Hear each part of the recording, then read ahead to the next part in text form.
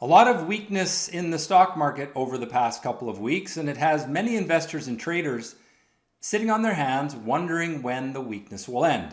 Well, I'm going to answer the question, what is driving the market weakness, and give you some things to think about for when the market will actually make a bottom. I'll do my normal analysis of the markets, and we're going to look at the trade of the week because yes, there are good opportunities even in a weak market like we have right now. But let's first begin with this discussion around the last 2 weeks' weakness and what's driving it.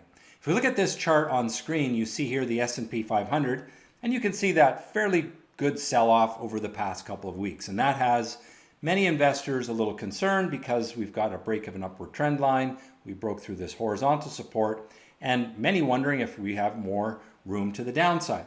Well, let's try to figure out what's driving that. And of course, the tariff talk seems to get all the headlines. So let's look at some of the key sectors that are affected by tariffs. So here's the Global Timber and Forestry ETF. This reflects companies that would be tariffed on softwood lumber and that sort of thing. You can see not a lot of weakness in that group. Well, what about agricultural products? Of course, there's talk about agricultural products getting tariffs, particularly from Canada, milk and cheese and that sort of thing. And again, a little bit of weakness, certainly something worse than the timber industry, but not that terrible, especially in the context of the weekly chart. It's still hanging in there fairly well.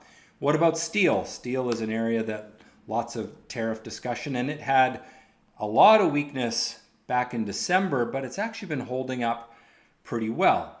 So I actually think that there is more to this discussion around tariffs and the effect that it's having on the market than just the tariffs itself.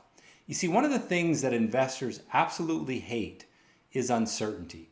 It's the threat of more tariffs. It's one day the tariffs are on, the next day they're held back and delayed and that sort of thing. And I think that is the primary concern for the stock market because investors don't like surprises. You know, if you buy a stock and there's a surprise negative announcement in that group, you can see a big move down against you because you didn't price in that potential for, some negative news. And in normal market conditions, we all sort of know what the negative news could be, but when you have random chaos, which is kind of how Trump likes to operate, he loves uncertainty, he loves chaos because it's a great bargaining chip to get what he wants. And I think ultimately, he's just trying to get what he wants by using chaos and uncertainty. The downside is that's had a negative effect on the market. You can see here, uncertainty about what happens next is what's hurting trader confidence. It has the bigger effect than the actual tariffs themselves. Because as we've seen, one day there's going to be a tariff on automobiles from Canada, and then a couple of days later, we'll put those on hold. It's the uncertainty that is really driving the weakness in the market. So let's get into my normal analysis of the market, and I'll show you how to know when the weakness is going to end. And then at the end of the video, I'm going to show you a way to make money in this market by focusing on a certain type of stock. But let's begin with a return to the S&P 500 chart here. And let's just go very short term. This is a 1 month chart, and there you can see the weakness. All right, so we have a bearish trend in the short term on the S&P 500. How will you know when that is over? Well, if we break this downward trend line from a rising bottom, so if we were to rally up here like we started to do on Friday, pull back a little bit and make a bottom that is higher than the previous bottom, and then break this downward trend line, we will have a short-term signal that a bounce is coming. Now in the long-term time frame, if we go to the 3-year weekly time frame, what we want to make sure doesn't happen is a real strong break of this upward trend line. You can see that last week we went below it, but we managed to just squeak out a close above it.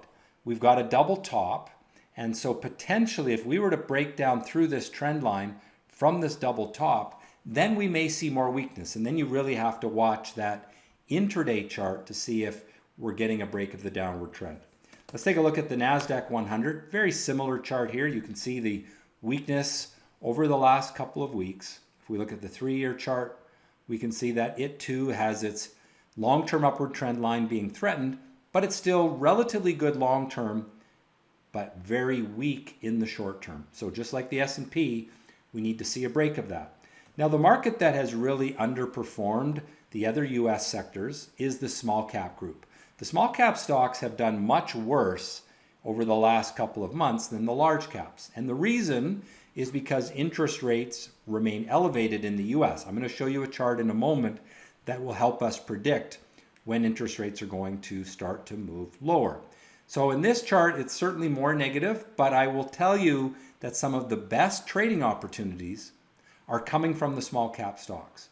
So while most of them are very weak, there are a few every day that are very strong. And that's one of the things I'm going to show you at the end of the video when we do the trade of the week. All right, let's take a look at the Canadian market. T.XIU is the symbol. And here you can see a little bit of weakness here, but even though Canada is really the target of a lot of these tariffs, the Canadian market is actually holding up better than the US market. And I find that interesting. And again, I think the uncertainty is felt more in the US. Certainly in certain sectors in Canada, it's being felt, but across the board, not so much. And one of the reasons is that gold continues to hang in there pretty well. And of course, mining stocks have a strong concentration on the Canadian market. And so if we look at that gold chart, short term, 1 month, kind of neutral, slightly optimistic. And then we go to the 3-year chart, we're still in that upward trend. We ran away from the upward trend a little bit. And so we're probably going to wind our way back to it and then hopefully bounce and continue the upward trend. Now, people always ask, when should you buy these things? Well, as I did a video on Saturday this week, I always look for breaks through resistance from optimism from low volatility. And if you missed that video, make sure you check that out on the Stockscores YouTube channel. And while you're there, subscribe to the Stockscores YouTube channel so you can get alerts when I upload new videos. All right, let's move along to oil now. USO is the symbol. And here you can see that oil has been really beat up over the last 6 or 7 weeks. It is, however, coming into an area of support where it should bounce and I think start to stabilize. So although oil right now is pretty negative, the long-term chart, the 3-year chart, has good support in this zone. And I think we're going to start to move back up toward the top of this price pattern, the ceiling price here, as we bounce off of the floor price. And markets tend to oscillate between these ceiling and floor prices. And certainly it's oil's turn to have a little bounce back. All right, let's take a look at some currencies. US dollar has been quite weak, and that's where you see maybe the tariff talk having a big effect on the US dollar, and it's helping other currencies. What about Bitcoin, GBTC? Quite a bit of volatility lately. It had a big up day at the start of the week, but it couldn't hold those gains. And so what we have here in the daily time frame is falling tops, which are an indication that pessimism is building. Now, don't despair if you are long of Bitcoin, because the 3-year weekly chart is still in its upward trend, and it's just got some distance to fall before it hits it. So if you're a long-term investor in crypto, don't be surprised if you see a move all the way down to that line and then a bounce. If instead we were to break down through that trend line from a falling top, then I think you got to run for cover on Bitcoin. Now, the last chart I want to take a look at is the TLT chart, and this really drives the performance of these small cap stocks because they are much more interest rate sensitive. Now, remember, when this is going down, interest rates are going up. And there was hope building that interest rates were going to start to move lower, which is why this was moving upward early into the sort of 9th month of 2024. And we were all thinking it was going to break out here and the US Fed was going to start to lower interest rates even more. But then inflation started to show a little more in the US economy, and the Fed hasn't lowered rates, and that's what drove interest rates higher again. Well, the last 6 weeks, 8 weeks, we've seen that slowly creeping up. You can see that this downward trend line has been broken, but it's got lots of resistance to work through. So there's some early signs that interest rates are moving lower, but still nothing conclusive, and that's what is causing that weakness in the overall bond market, or strengthened bond market, but weakness in or interest rates remaining elevated. All right, before I go into the ratings for this week, just a reminder, my website, Stockscores.com, much of it is free to use. You can get the stock scores on any North American stock. And I strongly suggest that you register for the free weekly email that I send out every Monday. The link there, go to Stockscores.com. You can learn how to use our stock scores indicators and register for the free weekly newsletter right there. There's also some upcoming events that you can register for as well. You can see the dates and times there, but again, that's all free. I'm going to do 4 one-hour classes later in March, and it's a great way to learn how to do better in the market. But let's get my ratings then. You'll see a lot of red now. It's been a rough couple of weeks for stocks, and so my short-term ratings are generally bearish, except for gold, where I'm still neutral. The long-term picture is still okay. We are maybe breaking some upward trends, and so I'm being a little cautious with US large cap and NASDAQ. The small caps in the US are certainly bearish with the falling tops in the longer term time frame as well. Canadian stocks neutral. Gold bullish long term. Oil, US dollar, both bearish short term but neutral long term. Bitcoin, short term bearish but still bullish long term. And then bonds neutral on both time frames. So now what we're going to do is take a look at the trade of the week. This is an example of a stock that I found in our active live service, where we're looking for abnormal stocks that trade every day with this abnormal activity. And this is really the place where you can find some good opportunities in the market right now. They're relatively short term. Most of these stocks don't move for more than a couple of days, but when they do, they can really get going. And this is an example of one of them from Friday. This is BTOG is the symbol. And what we look for is abnormal volume. So you can see here that the volume is very abnormal. That tells me it's an alpha stock. Now this is a very short-term chart. This is only a 1-minute chart.